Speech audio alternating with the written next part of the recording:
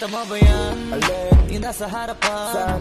Basta lamingon ka na lang. Anong meron dyan? Ewan ko masyadong maiwaga. Sobrang kinis ka kaya ang daming humahanga. Teka malapitan nga, nasa na ba yun? Marami din kasi akong gustong itanong. Ano kayang sikreto niya? Ba't siya ganon? Ano ba talaga yung ginagamit ng sabon? Walang galo sa balat, Napapalingon lahat. at para bang iba sa lahat. Hindi rin kataka-taka na sa kanya maakit ka agad. Dahil sa kagandahan niyang sagad, ibang iba kasi mga datingan niya. Sa kutis niya balang nakakasilaw na. Kadalasan kasi pinag-iisipan siya. Pinagawa niya lang lahat kaya nilinaw niya. Simple lang naman daw na maging katulad niya. Kaso di lahat naniniwala sa kanya na Isa lang ang dahil na gumamit. That's right, ang kanyang ginagamit. Kaya pala iba datingan niya. Sa kinis ng balat ay masisilaw ka. Mi escuela